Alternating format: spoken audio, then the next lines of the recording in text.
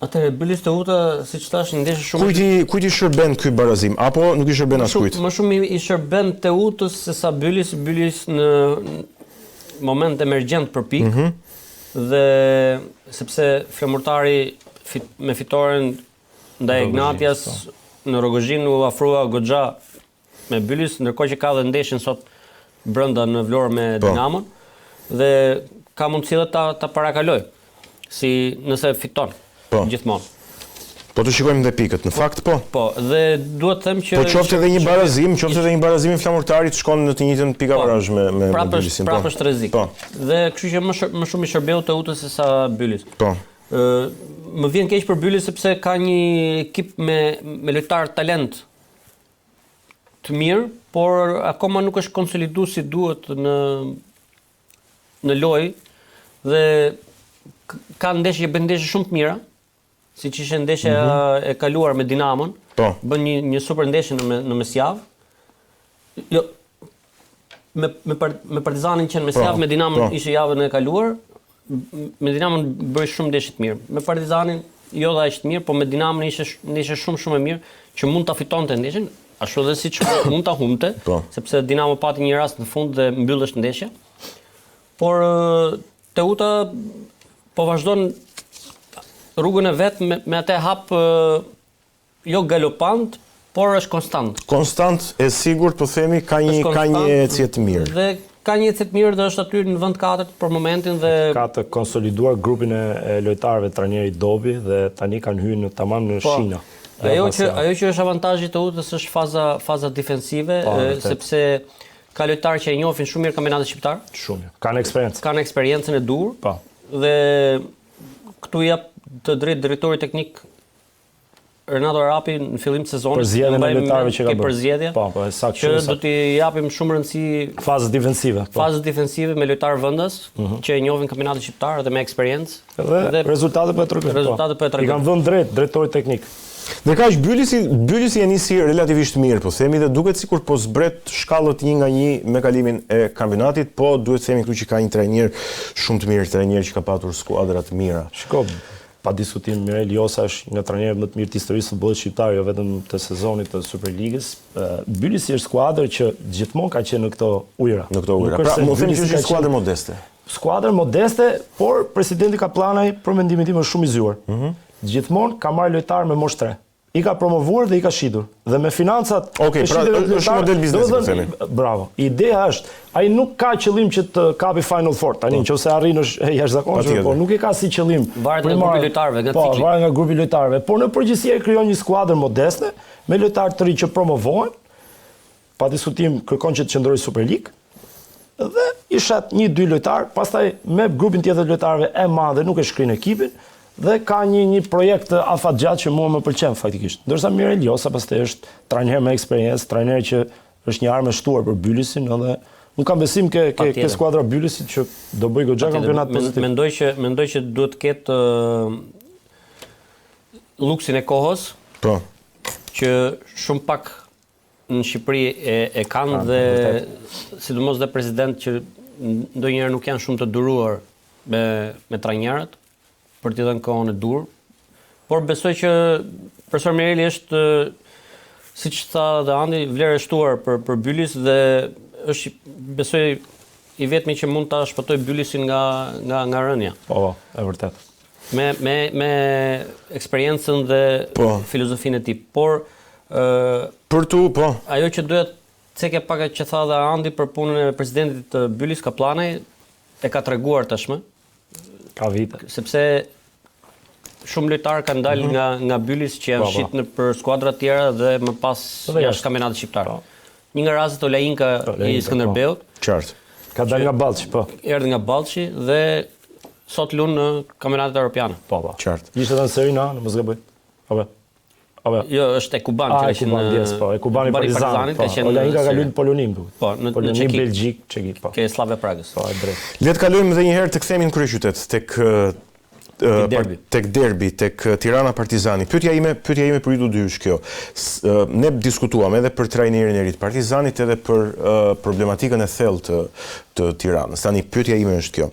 Sa larg mund të shkojë Partizani me këtë trajner të ri? Mund të synoj top 4-shen dhe sa poshtë mund të shkojë Tirana në qoftë se vijon me këtë rezultat të dobët? Mund të shkojë në kategorinë e dytë? Atëherë, për pyetjen e Partizanit për Final Four, unë e thash dhe në fillim, unë e komplimentoj trajnerin Kërnaja për gjithë shka çfarë po bën dhe kam besim që ai do ta vazhdoj këtë rrugë me Partizanin. Vetëm jap një sugjerim nga kjo studio sepse është shumë euforik kur del në intervista mbas ndeshjes, duke theksuar që ne tani jemi për Final Four. Tani mos harrojmë që Partizani e nisi shumë keq kampionatin shqiptar.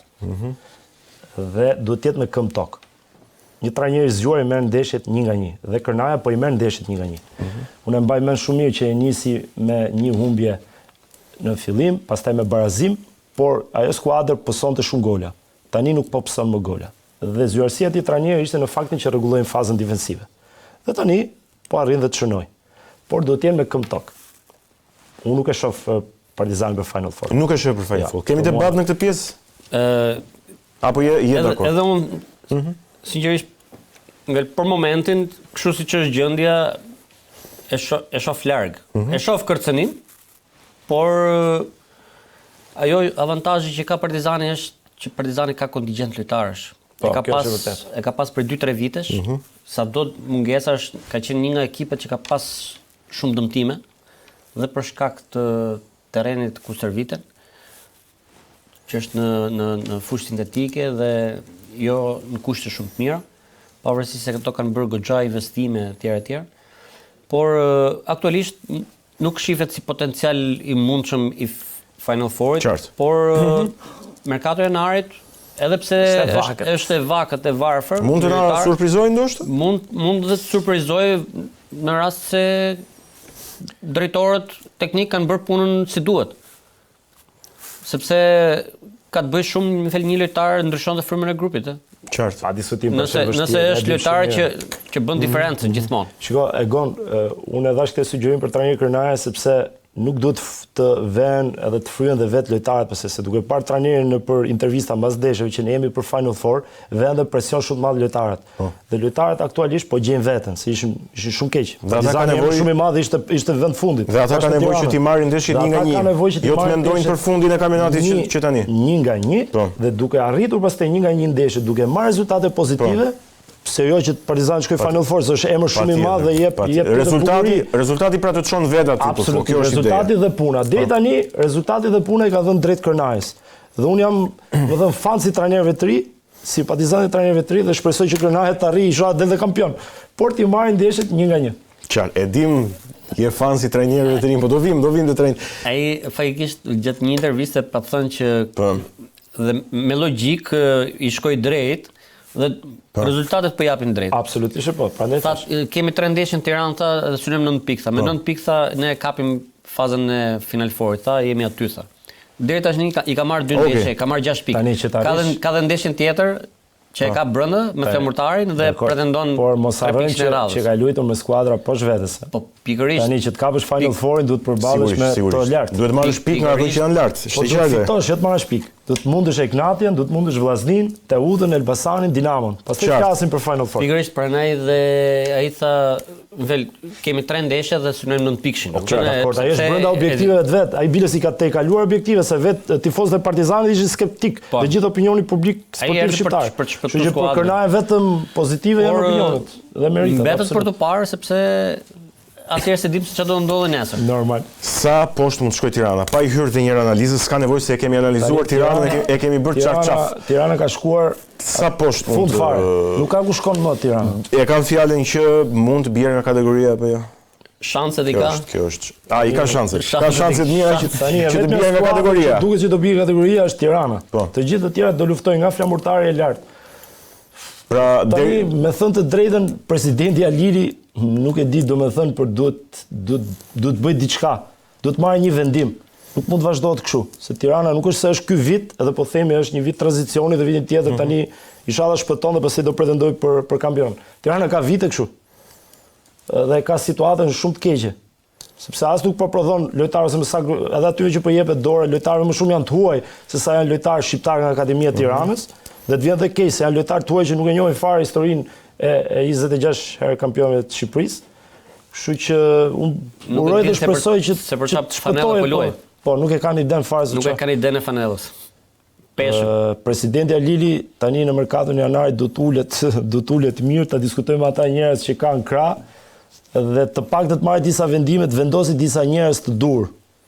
Sepse unë e shoh dhe trajnerin aktual që ka Tirana nuk është rezultativ, qartë. Nuk është rezultativ. Ndoshta s'ka faj trajneri, se qartë, është një tërsi shkaqesh ajo. Është situata aty të skuadra dhe trajneri se kanë ndërtuar skuadrën vet. Një kompleksitet shkaqesh në situata është shumë e rëndë. Gjatë ndeshjes dje pash disa përpjekje jo të këqija të Tiranës, por në fund nuk i buzëqeshte rezultati dhe nuk i mungoi ajo kreativitetin në fazën e fundit, fazën sulmuese, në zonën 3 të kundërshtarit dhe duhet të them që pati tentativa, por janë shumë pak për një Tiranë që pretendon goxha lart. Ka pësuar 6 gola me Dinamon, jo më larg se para 4 ditësh.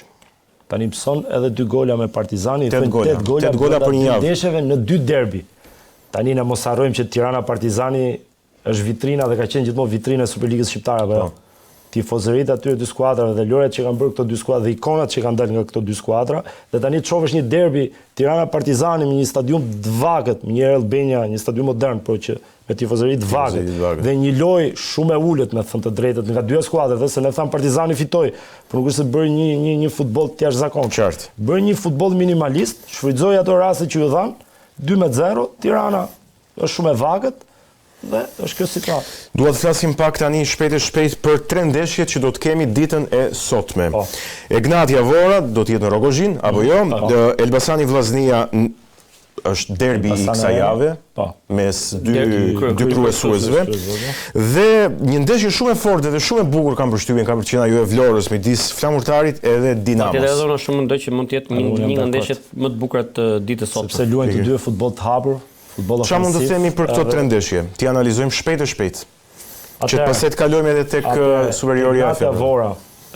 Tani këtu duhet të them edhe diçka, duhet të them që trajneri i Egnatias Edlir Tetova ka pasur një shqetësim shëndetësor disa ditë më përpara. Shqyqyr Zotit e ka kaluar me sukses dhe është shumë mirë dhe ju urojmë një shërim sa më të shpejt trajnerit mbi gjitha sinjëria patjetër, në aspektin njerëzor, njerëzor nuk diskutohet, e përshëndesim nga ekrani jon dhe ju urojmë të rikthehet sa më shpejt në atë bankinë si trajner kampion që është dhe që e meriton dhe sepse ka vërtet është një vlerë e shtuar e kampionatit shqiptar.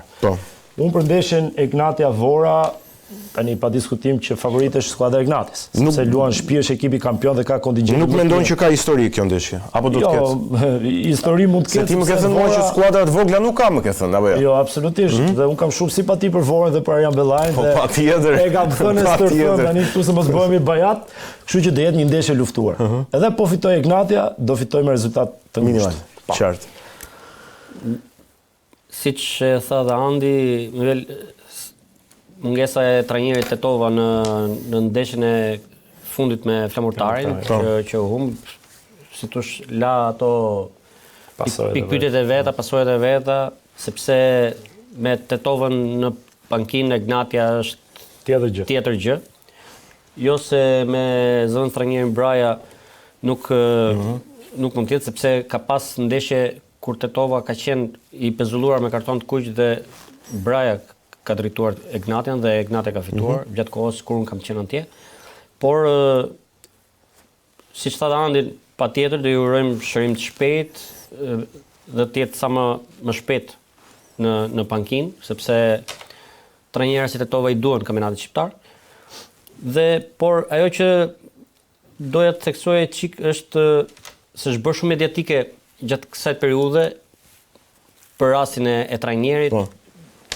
Unë personalisht do preferoja që ta lejmë qetë të rikuperohet plotësisht. Normal, pranë familjes vet, se shëndeti është gjithçka. Sepse duke qenë që ka bërë një ndërhyrje në zemër, zemra don atë qetësinë e vet, nuk don peshën e presionit të rezultateve të kampionatit.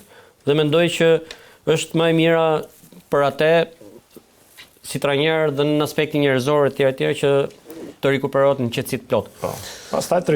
Pastaj të rikthehet. Por duke u kthy ke pjesa e ndeshjes, Egnati Avora normalisht do jetë ndeshje shumë e luftuar.